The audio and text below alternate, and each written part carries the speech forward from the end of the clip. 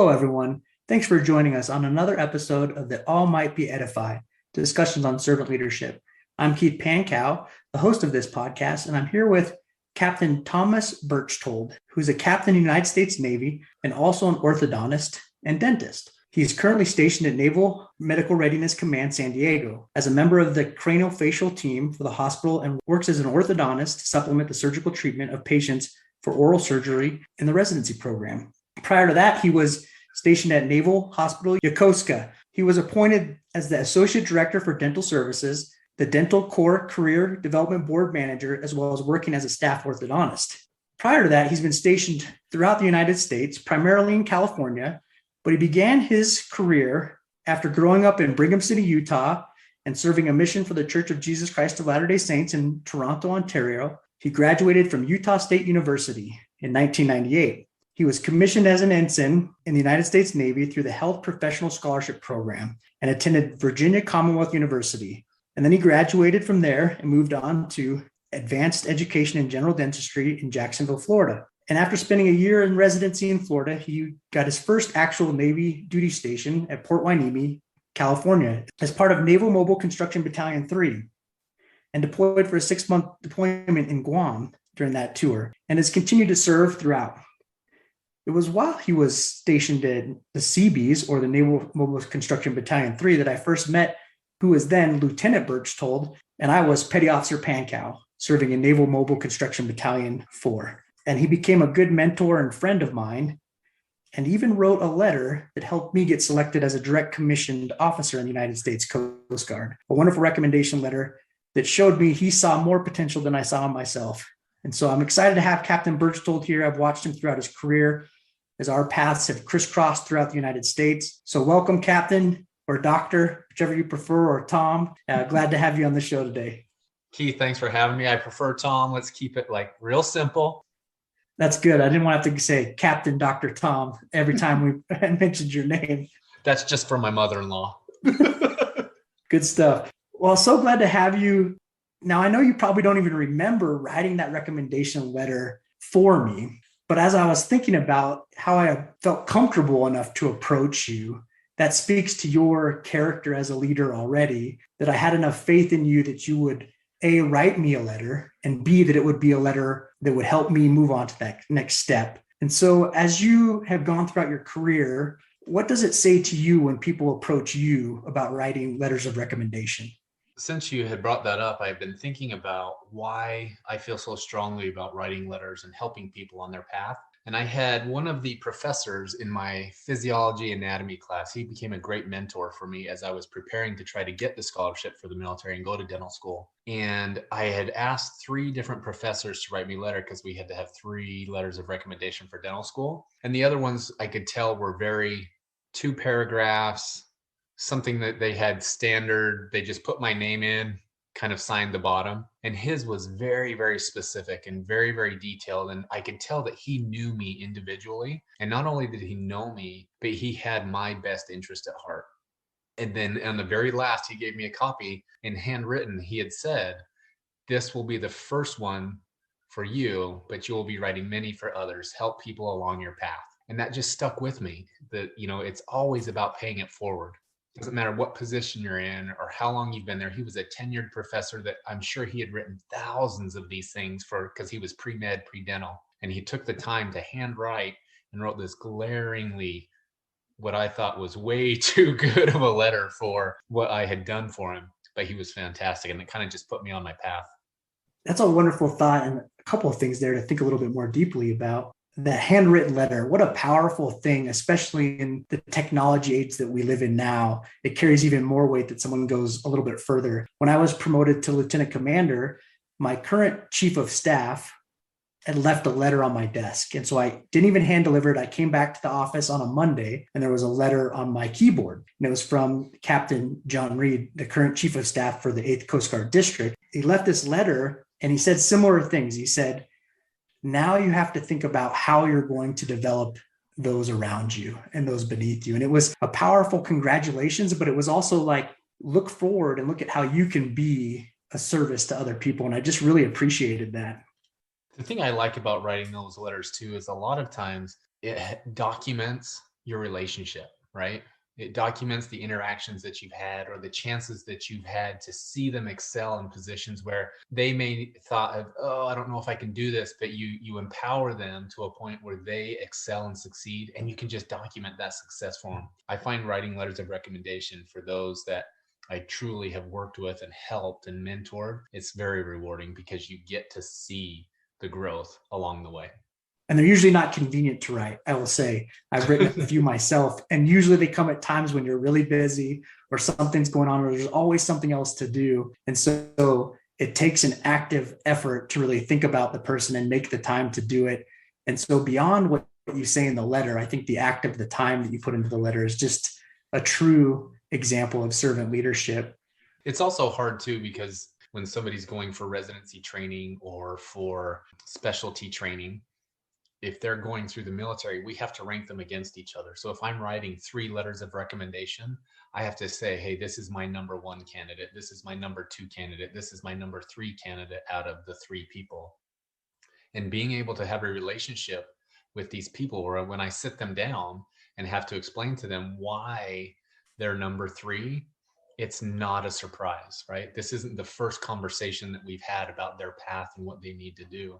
And so I think it gives good opportunities as well to continue to try to inspire to help them to be a little bit more. And it shouldn't be a surprise. It should be an ongoing conversation. And if it's done correctly, if you've built up to that point in your relationship as leader and follower or coworker or whatever that relationship may be, if you've built a level of trust, you can then help them recognize what they need to go from number 3 to number 1 and not just accept that they're number 3 and that's where it stands forever. Right. And, having those conversations all along the way is one of those things as well. It takes time. And sometimes it's at the most inconvenient time of the day. You're busy with what you've got going and your leadership and your clinical and whatever it is with patients. And they want to come in and talk for a half an hour about certain things. And I think sometimes that's the fallacy of servant leadership, is we think we have to be all things to all people at all times. But I think it's about creating a culture where we can be the right thing to the right people at the right time that they need it. And so for me to say, hey, you know what, I can't talk with you right now, but I can give you all of my attention at 3:30. Let's meet at that time and we'll hash this out and get it done. I think it goes back to that building that trust. They know I'm not going to just brush them off.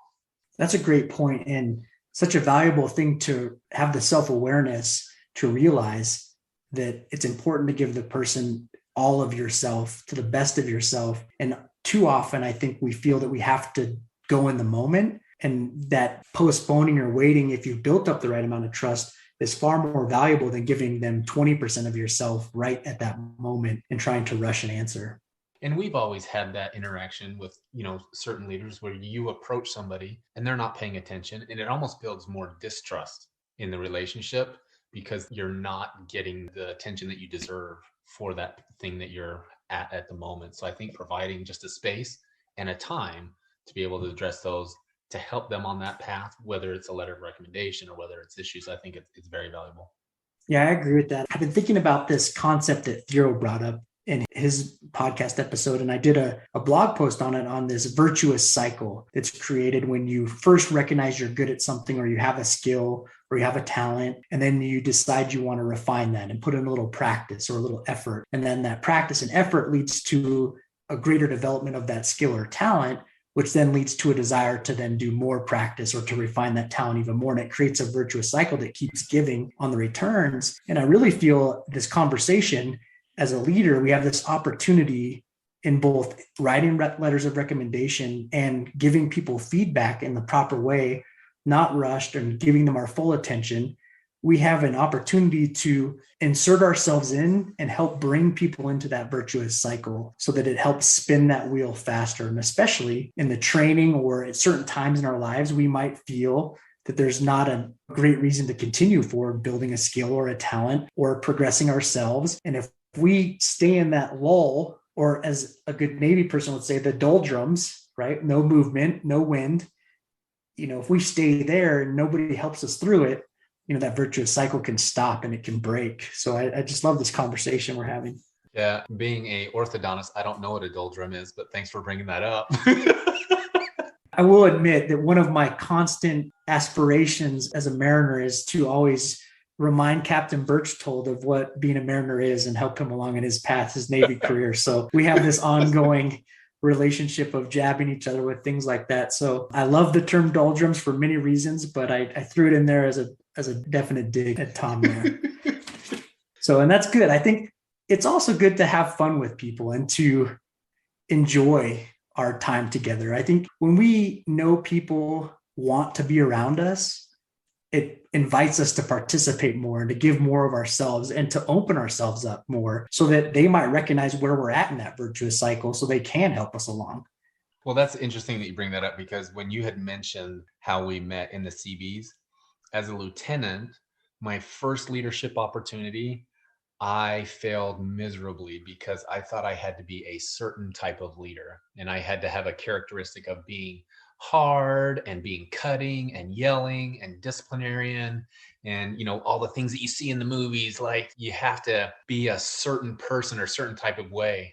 And that is so opposite from who I am. I enjoy humor, and I enjoy the personal interaction, and I enjoy people, and I enjoy talking, and so it was so opposite of who I really am. I failed miserably, and I bred more distrust and disloyalty with my little group of people that I had. But it was really good because my next assignment down in San Diego, I was able to lead a clinic. And I had my captain at the time, Captain Cedar, and he brought me aside because I was telling him how I just felt like I had basically not really accomplished what I wanted to accomplish in the CB. And he just brought me aside. He says, be you. He's like, you're a leader, you're a natural leader, just be who you are and don't try to fake it. And so, yeah, it was just an eye-opening to be an authentic leader, like what our culture is. I don't have to try to make myself into somebody else's type of leader. I can be the leader that I know I can be and have that type of leadership that is just authentic to me. And it comes across as true. It builds trust. It builds loyalty, as long as we can inspire with that, right? Yeah, absolutely. And we've talked a little bit about this, how, especially in the military, you think that a leader is supposed to be a certain way. And I am going to read this quote that I was thinking about. It kind of describes where servant leadership originates from and kind of what it's a contrast to. And it says, the old leadership paradigm of the 19th and early 20th centuries suggested three particular beliefs. One, leaders were born and not made. Your lineage or pedigree class endowed you with the look or personality of a leader, a hierarchical position. Two, good management made successful organizations. Three, one should avoid failure at all costs, a belief that promoted risk avoidance and fear. Leadership was defined in the literature as being hierarchical, patriarchal, coercive, and related to wealth and influence. The paradoxical term servant leadership is inclusive of personal service to society regardless of position. The premise of a leadership service combination was in direct opposition to the hierarchical model of leadership. In hierarchical leadership, the power of the leader was visible and obeyed by those lower in the organization, whereas in servant leadership, it was through strategies of service and stewardship that a leader was identified by the people to be first among equals, or primus inter pares. And I just love that thought about being first among equals and kind of how we approach our leadership, and even recognizing that, as you said, in order to be a true leader, the first thing you need to do is be authentic to yourself. You have to realize that and harness that, because people, whoever they are, one thing that people are very gifted at is spotting fake and inauthenticity. We're very good at recognizing when someone is trying to put one over on us or be someone they're not. It's just something that most people have a sixth sense about. And so when you do that, you lose credibility. And as has been mentioned on the show before, once you lose credibility, it's nearly impossible and usually very hard to get back. Yeah, and that goes along with when you talk about authenticity and building trust, right? Being genuine, I think, in both good times and bad times, and not trying to lie or spare somebody's necessarily their feelings when there's bad news that needs to happen. I think that can build a lot of trust as long as there's a relationship present, right? If you're giving bad news to somebody that you've worked with for a year and you have spent zero time and this is your first interaction and you have to give them bad news, you're never going to be able to regain that credibility with that person. And so that goes along with Stephen Covey we talked about earlier, of was, giving that emotional bank account and making those deposits on a daily, hourly, weekly basis with those people that you're leading to try to inspire, because there's always going to be a time you have to make that withdrawal, right? At some point in time, you're going to have to ask somebody to do something that they don't want to do, and how you go about that. And so just building that trust and building that relationship through servant leadership is just so valuable. Yeah, I agree. And I don't know if your experience has been the same as mine in the Navy, but even in the Coast Guard and in all my interactions with other military services, and I've worked with each branch of the military, there's a time when someone comes to you and they say, I have an opportunity for you. And usually that means they're about to give you something that nobody else wants to do. It's usually pretty awful. And they use that word opportunity like it's a good thing. And what I've realized is that you go back to this emotional bank account that you're talking about. When they've invested in me, usually, even though I don't want to do it, they truly are opportunities. The thing they're giving me to do is going to make me better. It's going to help me learn. It's going to help me grow. But far too often, people who haven't invested in my emotional bank account come to me and they say, I have an opportunity for you. And I'm like, yeah, right. I don't want any part of this. Well, and I love that there's another guy that I really like his leadership style, and it's Simon Sinek, and he has a lot of books that go out. But in one of his first ones that was Start With Why, he gives the idea about the law of diffusion, right? And so with this law of diffusion, you have 2.5, it's a bell curve. And so in this bell curve, you have a 2.5% on the high end of the curve that no matter what your leadership style is, they're just performers. They're going to do it, right? And then you have the other end where there's 2.5% that are just, no matter what you do, they're laggards. They're just not going to get it. But it's that middle section of the bell curve, right? That's the chance that you have as a leader to inspire them to do more than they thought they could do, which is a huge percentage. So if we can get those early adopters, those people, and inspire them with what we truly believe, then as we deal and interact with those people that sometimes can be very cynical, or they can be the ones that try to undermine you, but if we can get them inspired through that servant leadership with all of those deposits that we've made and spent the time to do, man, the culture is just so good, and it's so honest that people have the ability to speak up. That's one of the things in where I work at the hospital is sometimes we can afford zero mistakes, right? When you're in a surgery and you're working on somebody, I can't afford somebody to make a mistake. It's not the time to be trying to find instruments or drop something, or this isn't the opportunity. But we want to inspire them and empower them in a culture where, when they're this lowly enlisted guy that people would say, oh, he's just a lowly guy, he is our subject matter expert when it comes to this, and we empower him and he runs that team. Even though there's a captain, even though there's a surgeon, we empower this enlisted to run the team, to be in charge of that group. And we find that creates that equality within the community, and everybody speaks up. And so there's been times, where an E4 has to stop an 06 with what he's about to do, because sometimes he's doing things that we notice as a patient safety risk. But just having the culture to be able to do that doesn't start that morning, right? That is something that's built over time, and a lot of time. Yeah, I can imagine. And one thing that I've thought a lot about when I think I was either a senior ensign or a brand new lieutenant junior grade in the Coast Guard. And we had a meeting with all the senior enlisted and the junior officers. And we did these, they call them coffee or tea with the master chief. And so our command master chief would get all the junior officers and the senior enlisted together. And we would talk about how to be better leaders. And I loved it. I loved Master Chief Engel and what he inspired. But then I remember we were talking about how to help people promote or to progress, because the Coast Guard, as most military, are up or out organizations, meaning that if you don't promote, you're going to be forced out of the organization. And so the question was posed after a long bit of discussion, why not let them stay as a first-class petty officer? What's wrong with that? What if they're the best wrench turner we could ever have on the planet, and we're trying to make them a supervisor of other people? Isn't that doing more damage to that person? And it just changed my whole thought about what are we doing to people. And sometimes, and Captain Hanna talked about this in his episode, we're not trying to make mini-me versions of ourselves. We have to look at what they need to become the best version of themselves. And sometimes that might be a first-class petty officer that's the best first-class petty officer you're ever going to find. And if I force them into a different role, I'm going to hurt that. So how do you find that line of helping people push themselves beyond what they think is capable, but also being true to who they are and recognizing who they want to be and can be? That's interesting because that doesn't just stop as in the enlisted rank, right? In the dental corps, we have that very same thing. If you want to be a clinician and stay chairside and work on patients and be the best clinician ever, you're going to reach a point of maximum benefit, right?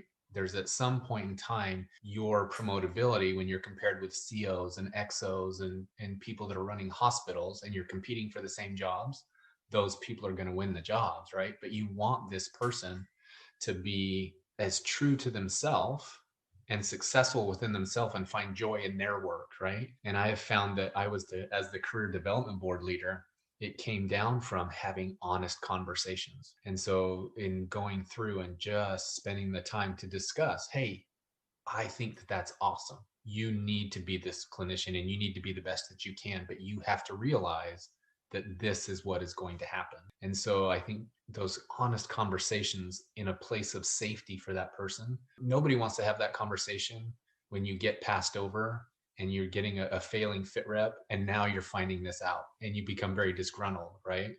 Having the person the opportunity to make a choice with the proper information and being educated so that they can accept the responsibility for their choice and having them be accountable to themselves for the choices that they're making, I find makes that a lot easier conversation when it gets down to it. I completely agree. And I just love this conversation. One of the things I think about is how important it is to go back to continually investing in the people, taking the time to invest in people, whether it's through getting to know them, whether it's, learning where they're at in their virtuous cycle, whether it's learning where they're at in their career and what their aspirations are. Because sometimes they might have greater aspirations than they realize their current actions are leading them towards. And if you help them recognize that disconnect, you can fix something before it becomes a problem, or maybe they can aspire to be chief of the dental corps someday or move on. But if they recognize they have those aspirations, or if you can draw that out of them, it can help have better conversations to help them also then start pointing themselves in the right direction and take accountability for their own goals. Because too often I think we see these visions of people around us and we think, oh, I could do that, or I'm just as capable, but we might not recognize the sacrifices or the steps someone took to give up something they like doing in the moment to build towards that goal. And without those conversations, it can be easy to have our blinders on and think that we just weren't chosen because of something irrelevant to the actual choice. Yeah, I definitely agree with that. One of my professors at Gonzaga, Dr. Larry Spears, is quoted in this article by this book I just found, which I'll put in the show notes, and I'm really enjoying it. I'm going to use it for some of my other coursework, but it's titled Global Servant Leadership, Wisdom, Love, and Legitimate Power in the Age of Chaos. Highly recommend it. It's good stuff. But my professor from Gonzaga is quoted. Larry Spears, CEO of Greenleaf Center for Servant Leadership, identified 10 characteristics of servant leadership: listening, empathy, healing, awareness, persuasion, conceptualization, foresight, stewardship, commitment to the growth of others, and building community. Now, there's a lot of things we could go down on that, but which of those words, which of those principles of servant leadership really resonated with you, Tom? I really like the building community because it's a bigger concept than just sometimes what we think, because you can build community within your office or within your space. And you can also build community as a bigger whole within your city or within your area of location. I like the building community because it goes to, for me, the culture of the leadership, right? If I have the culture where we are servant leaders and we are looking to, from the whoever has the job on the bottom, whoever has the job on the top, we're all looking to serve each other and help each other progress as a group. That's naturally going to extend into the community around us, and we're going to want to broaden that area of influence. And so that one resonates with me a lot.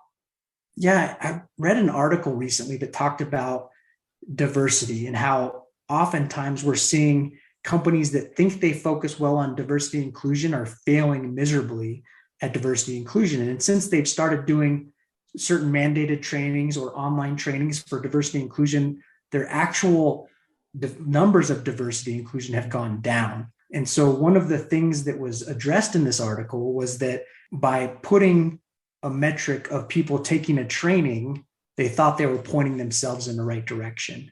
And I think when we get in this description of community, we can do the same thing. We can think that we have an inviting community, but if our community only accepts certain parts of our team members, then it's not actually building community. It's building a culture that we're focused on, which might not be a bad thing. That might be where your focus is. But if you want to build true community, I think it's very important that you make it a space where people can bring them whole selves into that community. And that goes back to many of the other things we're talking about. But how do you, as a leader that really cares about community and building community, how do you make it a place that can build on and learn from the unique backgrounds of all the members of that community?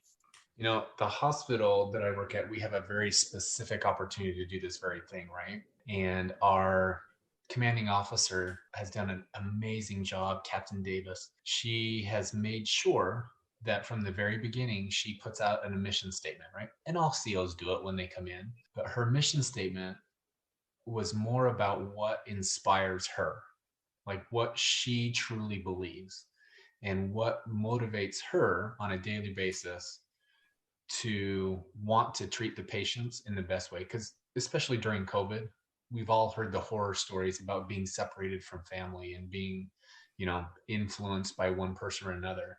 And so she's really adamant about wanting to have from janitor to CEO to CO that we are all inspired and on the same page, on the same sheet of music with her mission statements, right? And I think building community goes to that. When people feel your inspiration as a leader and they see you working for that inspiration and you surround yourself with people who believe what you believe. That's one of Simon Sinek's one of the things. You want to be with people who believe what you believe. It's just naturally going to come in and start to motivate those middle people, right? And once we get those middle people inspired with the same thing, it's going to give that deference to expertise, and everybody's going to feel like a valued member of that team because they are pushing. It doesn't matter if you're pushing the broom. It doesn't matter if you're doing the surgery. It doesn't matter if you're supplying the surgery. It's all for the patient. And when we take that leadership role into every aspect of leadership, whether it's on a ship or whether it's in an office or whether it's in a school, you're naturally going to build that culture where people feel included, right? Doesn't matter the color, doesn't matter the race, doesn't matter the religion, orientation. We are working towards the mission, towards the inspiration that we believe in. And it's just, that's when you love going to work, right? That's when you love being around the people that you're working with. You may not agree with everything they believe, but man, you like working side by side with them, shoulder to shoulder, doing the stuff that needs to be done for that patient. You look outside of self. It's awesome. Yeah, that's wonderful stuff.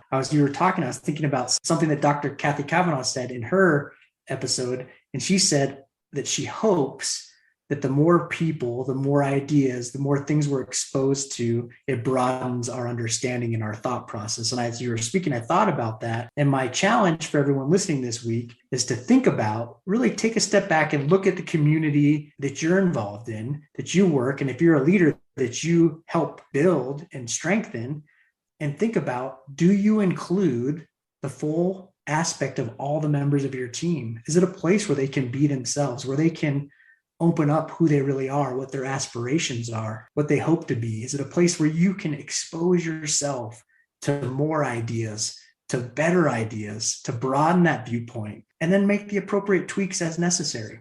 All right, I wanted to share a story about Tom as we were talking before we wrap up today. So I was getting ready to what we call a permanent change of station, or PCS for the military types. And I was moving from New Orleans, Louisiana to Valdez, Alaska. Well, en route, I chipped a tooth. And it just so happened that we were going to visit the Berchtolds because our families are very good friends and we're close. And we try to find times and opportunities to get together, even though he's an Alabama fan and I'm an LSU fan. That should be evidence in and of itself of how we can work together, that example. And I bring up the LSU in Alabama because we went to Disneyland on this trip and someone pointed out we shouldn't be walking together, and we said we're great friends. And so, but we're moving on. And so I chipped this tooth. And so I'm on my way to see Tom and his family. And so I text him, hey, I chipped a tooth. What, is there anything we can do about it? And he rearranged his schedule because he wasn't expecting to go into work that day because we were coming into town. So we taking the day off. He comes into work. He sets up an appointment for me, even though he's not doing that type of dental work anymore. He gets me with someone. And I remember he sits me down. He says, this is who I would have work on my kids' mouths. And I just, such a vote of confidence that he put me with a dentist in his clinic that he would trust with his own kids. And he said it in front of that doctor too. And I just remember sitting there and thinking, what a vote of confidence for everyone involved. And I just thought it was absolutely remarkable. And before I get into let Tom talk, I'll mention that as we were talking there, he was telling me about his work with Camp Pendleton and the Marines and how he'd gotten to participate in some facial reconstruction surgeries and work with some wounded combat veterans, and how he was explaining to me that it was the most meaningful work of his career. And he really felt like that he could be a part of someone else's sacrifice. And I don't remember his exact words, but that's what I took away from it. And so I just wanted to give you, Tom, an opportunity to kind of talk about both of those things, the opportunity to help someone in their moment of sacrifice, and also how to give people a vote of confidence that inspires them to be better. That brought me back to what you said. When I look at a time in my life, that was the time in my life where I was at a decision point in my career. I had paid back all my time I owed for my education, and was I going to stay in the military or was I going to get out? Obviously, the money's better outside the military for, orthodontists, but I was really on the fence one way or the other about which way I was going to go, because I loved the people I worked with. I loved the things that they were sacrificing for, and I'd love to be able to provide them services that a lot of these guys from their childhood have never been able to afford. And so we can give them things that they outright deserve for sacrificing their life and putting their life on the line. And we had Admiral Wagner come and speak with us. And somebody had asked the question. It was a young lieutenant. Young lieutenants in dental, you get your dental school paid for. And so then a lot of times you're going to do your 4 years. And we have about a 35% retention rate for our young lieutenants at the 5-year mark, because they pay their time back. They don't owe any more time. They go out and they go into practice. And so one of them had asked, why would I stay longer and see more patients if I'm not going to get paid anymore? Why would I spend that extra time when I'm going to make the same amount of pay, whether or not I'm here 8 hours or I'm here 10 hours? And Admiral Wagner came and she just said, very calmly, she just said, at some point in time, you stop working for 25 cents an hour and you start working for the railroad. And that just affected me, because it's not always about chasing profit or chasing money or chasing the dollar or chasing production, right? There's, at some point in time, we have that cause that inspires us to do more. And so being able to give that cause and help people see that cause and inspire them to do that more, I have found some of the most rewarding times. And so just building on that with some of our junior clinicians or our junior enlisted, and being able to help them build their confidence so that they can see in your actions how you treat people, that is what you truly believe. I think that adds so much more value. On a previous thought that we were talking about earlier, I remember what I was going to talk about, because a lot of times we come into people and you meet them and you think they're completely unmotivated. You think that they're not really willing to sacrifice for this cause. And sometimes it is completely and utterly situational. They just lost a mother. They're going through a divorce. They're not an unmotivated person. They're in a situational crisis that they need help, and they may not know how to ask for it, right? And so sometimes, again, having that place of trust where we can sit down and have an honest conversation of, hey, your performance is usually this, and now it's this. Like, where's the disconnect? What's going on? I think that's the ultimate definition of servant leadership, is helping them when the chips are down and they're not doing what they can do, and helping them get back on their feet. Because sometimes they're not giving you what you need, right? I need you to produce X and you're producing Y, and that's not going to cut it. But it doesn't mean you cut that person off. It means that we spend the time to get them back on their feet so they can be that person that they are. Yeah, absolutely. Or if they really aren't the right fit, getting them to a place or an organization where they can be a better fit and helping them become the best version of themselves. Because I love that thought, stop working for 25 cents and start working for the railroad. And it's so valuable to these discussions about servant leadership because we not only want to stop working for 25 cents and start working for the railroad, but we want to help other people stop working for 25 cents, stop working for minimum wage, and start to work for their goals, their potential, and also to build our organizations to the best and brightest in all the capabilities that we hope and dream they can become. And you hope your culture is so strong and that your inspiration is so bright that when the wrong fit comes in, they excuse themselves because they just don't feel comfortable in the spot that you've created, right? If it's just not the right fit and they're not really on board, that a lot of times they'll just be, you know what, I don't think this is for me. Yeah. And what a great way to help them see early on that a better option is better for them. Well, I've really loved talking with you, Tom. I always love getting together with you, and I'm sad that we live so far apart now, but it's been a wonderful opportunity to reconnect. Well, before we end, do you have any final thoughts you'd like to share with those listening today? I think the only thought I have is to follow the inspiration of one of the greatest leaders in known history, Nick Saban, and just say, roll Tide. Yeah, we're going to have to cut that out. Go Tigers. It's been a pleasure, Keith. Thank you.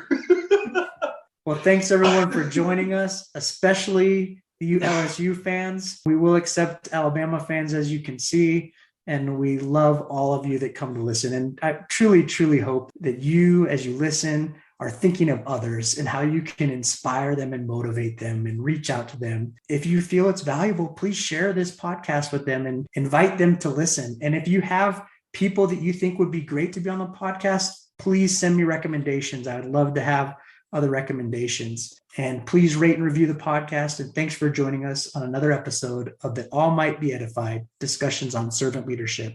Have a wonderful day.